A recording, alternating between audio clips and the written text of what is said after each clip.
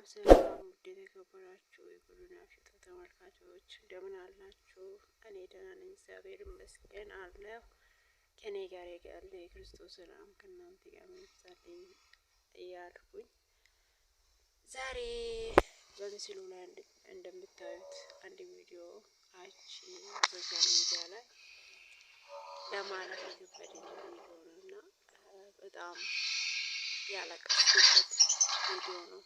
እግዚአብሔር በማያውቀው ማለት ነው።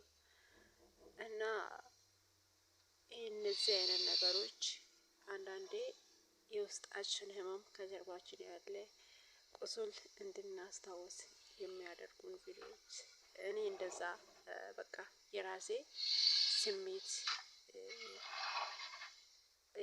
የራሳውት ያልኩትን ስሜት ድጋሜ እንዲሰማኝ ያደርገኛል ማለት ነው። እንደዚህ ሰው እንደዚህ ሲደረግ እግዚአብሔርን ሰው ልጅ ይሄን ያህል በቃ ኖርማል አንድ ነፍሳት ያለ ነገር ራሱ ወይ ውሻ ወይ ሌላ ነገር ቢሆን እንኳን የሰው ልጅ ቀርቶ ያሳዝናል።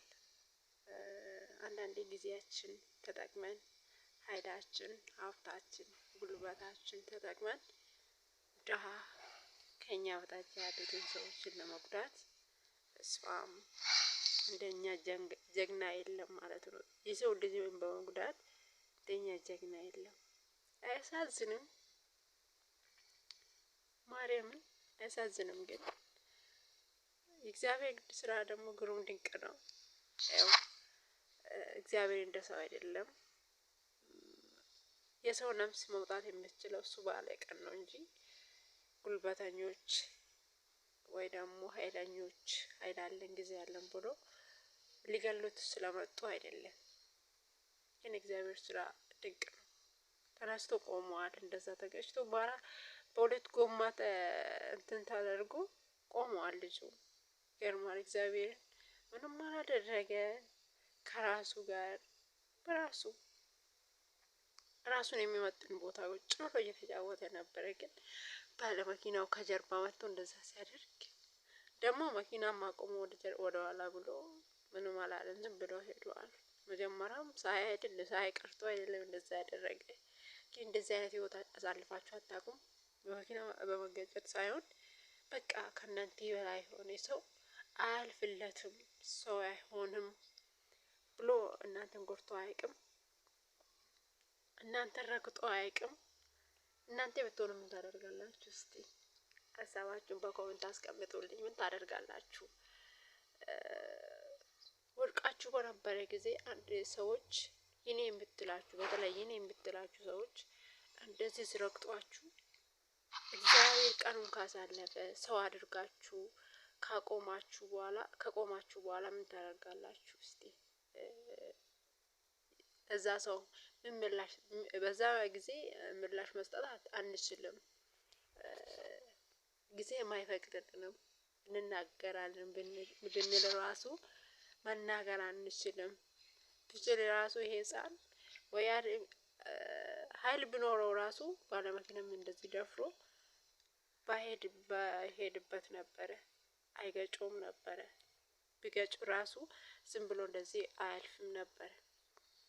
ያ ህፃኑም ደግሞ ተነስቶ ኃይል ቢኖረው ኖሮ ተነስቶ የሆነ ነገር ያደርገው ነበር። ዝም ነው ያለ። ዝም ነው ያለ። ማርያም እንደዛ ተንከባለው አመድ ውስጥ ዝም ነው ያለ። ዝም ብሎ ቆሞ ነው ተመለከተ። ግን ኃይል እግዚአብሔር ነው፣ ጥበብ እግዚአብሔር ነው። ሁሉም ነገር ሀብቱም የእግዚአብሔር ነው፣ የሰው ልጅ አይደለም። ይህ እንደዚህ የምታደርጉ ሰዎች ይብላኝ ለእናንተ። እግዚአብሔር የማያልፍ ነገር የለም። ሁሉም ነገር ያልፋል። ስለዚህ እናንተ ብትሆኑ ምን ታደርጋላችሁ? እስቲ ይሄ ቀን ካለፈ በኋላ እንደዚህ አይነት ትዝታ ቢኖራችሁ ለምሳሌ እንደዚህ በቪዲዮም ቢሆን በኖርማሊ ካለፈላችሁ በኋላ ምን ታደርጋላችሁ?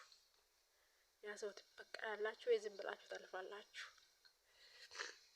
ማርያም በቃ ስሜት መቆጣጠር ነው ያቃተኝ። የእውነት በኢየሱስ ስም በጣም ነው የሚያሳዝነው። ሀገራችን ኢትዮጵያ ላይ አሁን ባለ ጊዜ የሆኑት ሀገራችን ላይ ያስቸገረን አንድ ነገር ይሄ ነው እና በቃ ሁሉም ትንሽ ከኛ በላይ ከፍ ሲል እኛ መርገጥ፣ እኛ ማንቋሸሽ የማያልፍልን የማይመስላችሁ ብዙዎች አሉ። ጊዜ ይነሱ በቃ ይነሱ ያለ እነሱ በቃ ሰው እንደሌለ ያድርገው ቁጥሩ አሉ።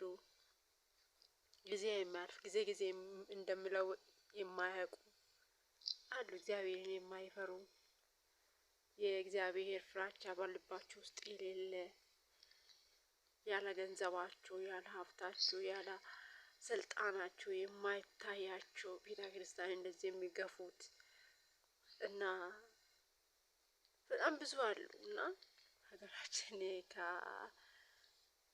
ከ100% 95 የሚሆኑት እንደዚህ ናቸው። በቃ ጊዜያቸውን ተጠቅመው እንደዚህ ሰው መርገጥ የሚፈልጉ ብዙዎች አሉ። ግን እኮ ጥቅም የለውም።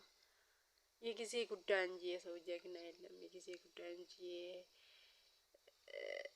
በቃ የሰው ጀግና የለም። የሰው ትልቅም የለም። ታላቅ እግዚአብሔር ብቻ ነው በዚህ ምድር ላይ። የማያልፍ ቀናትም የለም። የማያልፍ የማይነጋ ሌሊት የለም እና የማያልፍ ቀን የለም። ግን እንደዚህ የምናደርግ ሰዎች እግዚአብሔርን ብንፈራ ጥሩ ነው። ያተዛዝበናል። ብዙ አማርኛ ብዙም ጎበዝ ባልሆን ግን ሀሳብም ለመግለጽ ሞክሬያለሁኝ ማለት ነው። እግዚአብሔርን የማይነጋ ጨለማ የለም፣ ይነጋል። የማያልፍ ቀንም የለም። እንኳን እቺ ምድርና ሰማይ ያልፋሉ፣ የማያልፍ እግዚአብሔር ቃል ብቻ ነው። ያሙ የሆነ እግዚአብሔር ለዘላለም የሚኖር እግዚአብሔር ብቻ ነውና እንደዚህ በጓደኞቻችንም ቢሆን በየትኛውም ሰው ላይ ክፉና መከራ መጥፎ ነገር ማድረግ ራሳችን ነው የሚጎዳን። ምናልባት ይሄ ሰውዬ ይሄ ቪዲዮ በራሱ ባለመኪና ይሄ ቪዲዮ ሲያዩ ምን ይሰማ ይሆን? ምን ይሰማዋል? አያዝንም?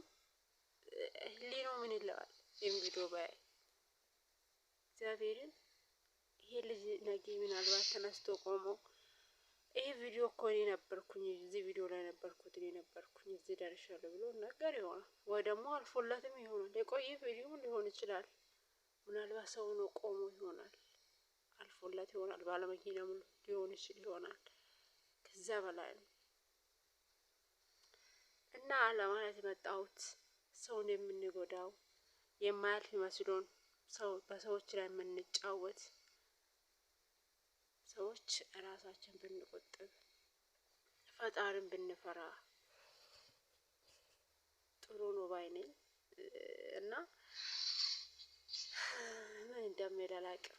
በደንብ አማርኛ ብችል ኖሮ በደንብ እናገር ነበረ፣ በደንብ ላውራ ነበረ። ግን ለማለት የፈለኩት ብዙ ነገሮች አሉ። ግን በቃ ለዛሬ በዚሁ ያብቃን። እስቲ እናንተ ምን ተሰማችሁ? የእግዚአብሔር ስራ ድንቅ ነው። ሳይሞት አትርፎታል። እንትንም አላለም ልጁ ተነስቶ ቀጥ ብሎ ነው የቆመ። እግዚአብሔር ምንም አልመሰለውም ሁላ ማለት ነው። እና የእግዚአብሔር ስራ ድንቅ ነው። ኃይል እግዚአብሔር ነው፣ ጥበብ እግዚአብሔር ነው፣ ሀብትም እግዚአብሔር ነው፣ ሁሉ ነገራችን እግዚአብሔር ነው።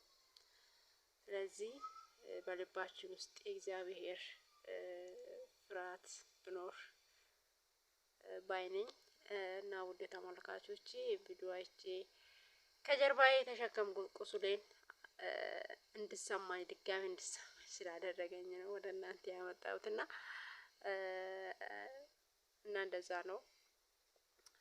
ውድ ተመልካቾቼ ላይክ አድርጉልኝ፣ ኮሜንትም ሰብስክራይብ አድርጉልኝ፣ ሀሳባችሁን ስጡበት እላችኋለሁኝ። በሌላ ቪዲዮ ደግመን እስክንገናኝ ድረስ በሰላም ቆዩልኝ። እግዚአብሔር አምላክ ሀገራችን ኢትዮጵያ ሰላም ያደርግልን። በስደት ላይ ያላችሁ እህቶቼ እግዚአብሔር አምላክ ይጠብቃችሁ።